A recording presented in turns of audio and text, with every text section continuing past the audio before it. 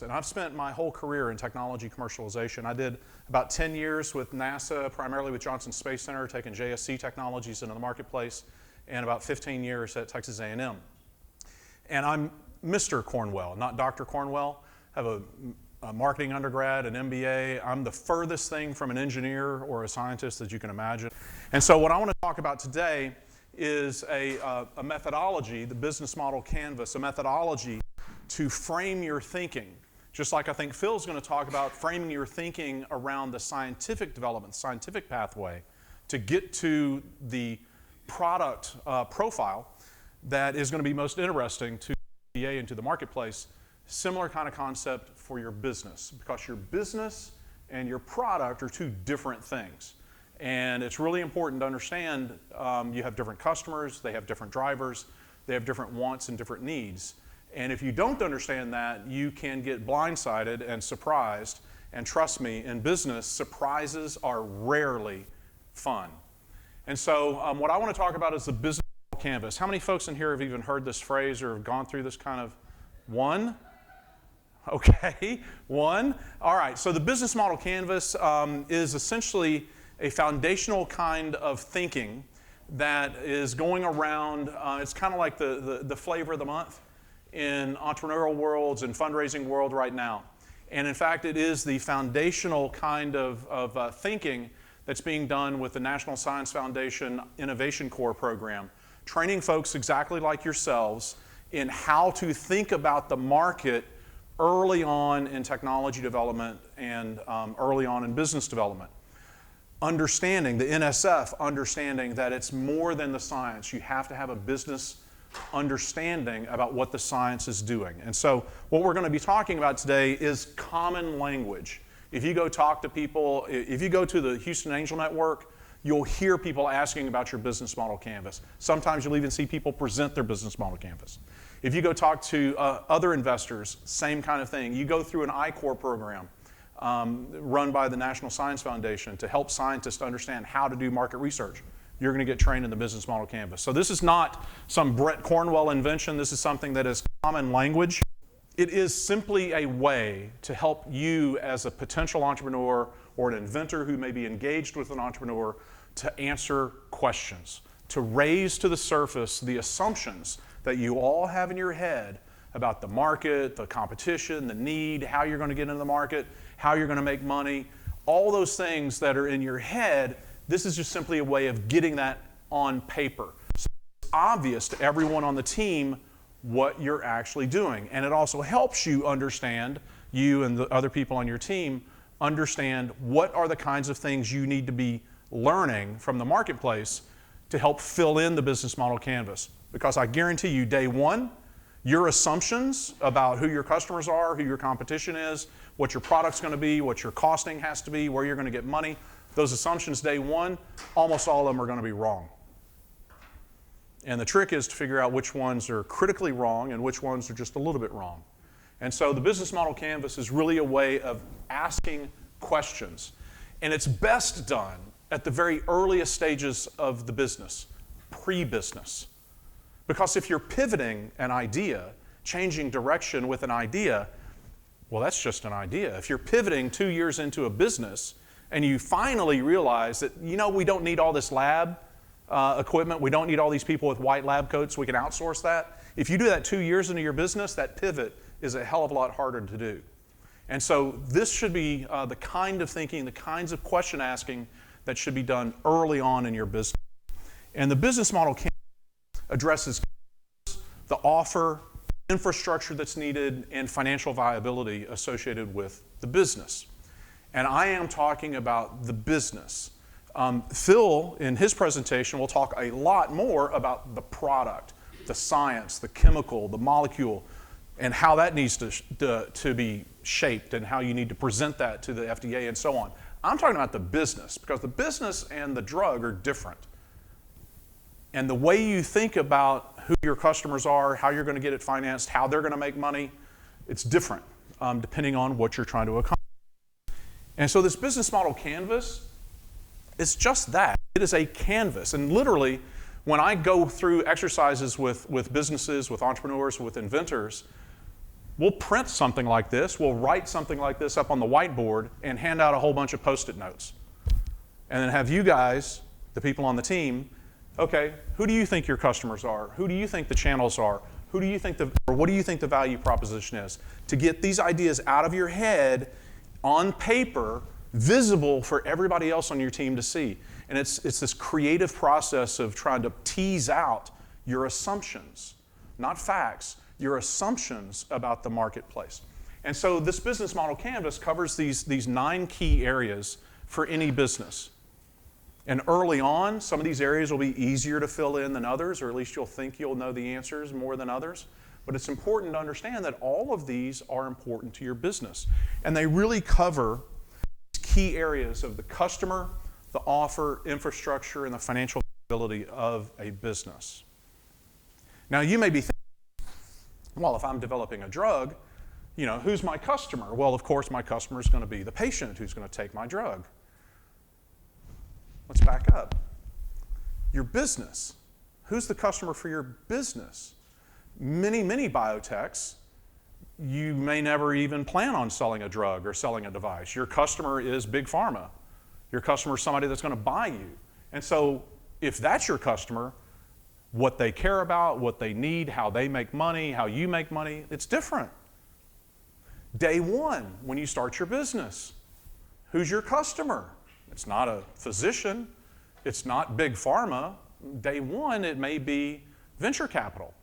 It may be government sources of funding. It may be other kinds of groups where you can raise capital. Maybe that's your customer that you have to sell your concept to, sell your business proposition to. And so oftentimes when I go through this process with inventors and entrepreneurs of kind of thinking about a business model canvas, there's not just one business model canvas for the company. Because oftentimes you have to think in kind of parallel paths. That day one, we may have to think about how are we going to raise capital. And that's a very specific activity that a company is going to have. And if you're not able to raise capital, you're never going to get to the physician, you're never going to get to big pharma, you're dead in the water. And so you may build a business model canvas around raising capital, thinking of your VCs, your angel investors, the Gates Foundation as customers, and then building around value proposition. What do they care about? How do they want to make money? And yes, some of them do want to make money. What do they care about in terms of your team and the kinds of your ability to deliver? That may be one way of thinking. Another part may be planning for big pharma or planning for drug launch, or maybe both in parallel. If you're planning for a drug launch, if your customer is the physician and then you got to build a business to deliver, you have different things that you bring to the table. If you're trying to get to a merger acquisition, you think about different things. These are things that you need to be thinking about, and I say you, your team, your entrepreneur that you're working with, thinking through these issues. Because if you as scientists, as developers, are disengaged from the business, it really hampers the business. It makes it really hard for an entrepreneur to be successful raising capital early on without the brain power of the inventors associated with the technology. I'm not trying to turn you into entrepreneurs saying, oh, you need to leave the lab and go out and start a business. But I'm trying to help you understand the kind of language, the kind of process that your partner, your business partner is going to have to go through in order to achieve success. And ultimately, what is success? Use of the drug, use of the device in the marketplace, saving patients' lives, making a difference in people's lives. Mass markets, niche markets, segmented.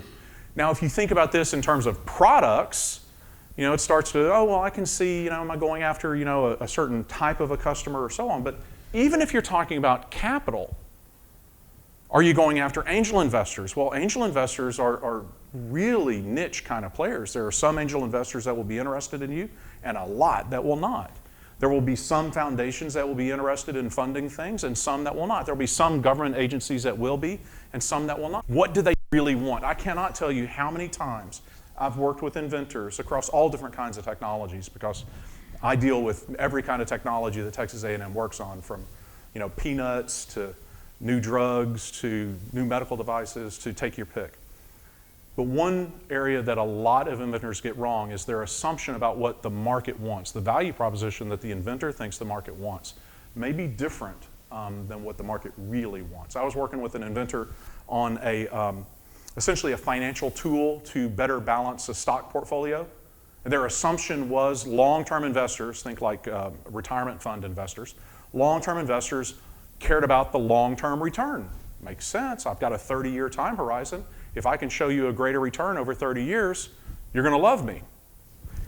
As it turns out, you start talking to people that are professionals in that industry, the long-term return was not nearly as critical as the short-term downturn in moments of dislocation. The oil market overturning, the real estate market overturning. What happens to your portfolio then? How do you find investors? How do you find big pharma? How do you present yourself to them? What excites them? Things that the people that are in the business work through. The relationships. How do your customers, and keep in mind, customers early on in a business may be your funders, not necessarily the people that are your funders. They are the customers of your business. How does an investor make money in your business? The only way an investor makes money in your business is you sell the stock. And so if you're not planning for an exit, if you don't figure out who's going to buy or how you're going to get big enough that you go IPO, you're not going to be very exciting to an investor, because an investor wants to translate their stock certificates into cash. And there aren't very many ways of doing that. Government customers want to see success in the marketplace. They want to be able to point to a product. They want to be able to point to a patient that's been saved, a citizen whose life has been improved. And trust me, I figured this out in a big way when I was doing my NASA work, because they'd always tell us commercialization pays for NASA. We go up to DC, once a year, a big meeting. Commercialization pays for NASA. I knew how much money that we were making in royalties, and it wasn't $16 billion. And then the shuttle disintegrated when it was flying back over Texas in, 2002, 2003. NASA administrator gets called up in front of Congress and says, why are we even funding NASA? You're killing our astronauts, you're crashing spacecraft into Mars, you can't do anything right. NASA administrator said, well, you need to fund us because we're exploring the final frontier. Kind of soft. We inspire the next generation of scientists. And his third reason was, Senator, in your district, this business was started. Senator, in your district, this business was started around NASA technology commercialization. It was then that I realized, you know what? Commercialization does help to pay for NASA, because it makes the research relevant to the taxpayers and the people that ultimately are paying that bill.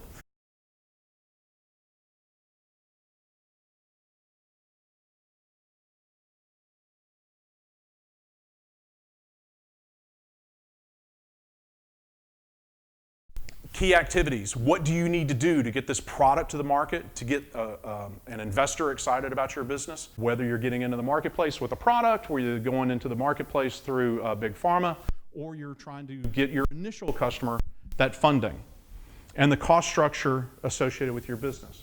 So ultimately, the business model canvas, it's just a way of putting these assumptions on paper, getting these out of your head, your partner's head, your consultant's head, the people that are inside your business. Get these assumptions on paper, and then go test the assumptions against the marketplace. What do I mean by that? Go find the experts that can help you understand whether or not your assumptions are correct or not. And quite often, they're not. Not because you're dumb, obviously you're not. It's because you're perhaps working in a market you've never worked in before. You're working in a world that you've never worked in before.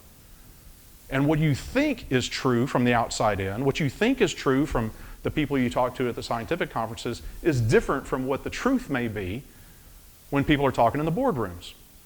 And so getting these assumptions out on paper is not the end, it's the beginning. It helps you also truly see the business from your customer's shoes.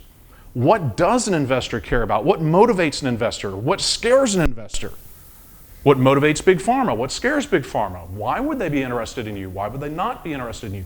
Thinking about the business from the outside in helps you become more customer driven rather than just purely scientific driven. And as you're talking to people in the marketplace, as you're talking to experts that are potential funders, potential buyers, potential distributors, potential partners in research, you understand other things that might impact your business because you can see what has happened to other businesses that have gone before you through this market research. Talk to the marketplace. Do you have it right? Do you have it wrong? And where it's wrong, pivot. Pivot. Go a different direction. Don't get wed to that initial concept of what your business is, that initial concept of what your product is. Be informed by the people that you're talking to, the people that you reach out to, so that you can actually have success associated with your business, with your investments, and with your product. And so the business model canvas is a tool. And it's a tool that has a language, and this lexicon that we've talked about, you will hear this. If you go with an entrepreneur, if you become an entrepreneur trying to commercialize one of your technologies, you will hear this kind of language, value proposition, customer, and business model canvas in general. This is common language today in the fundraising world. And there's a reason for that, because it surfaces key issues that any business faces, whether it's a food truck or a new medical device. They all face these same kinds of issues: customers, value proposition, revenue streams, costs, all these kinds of things.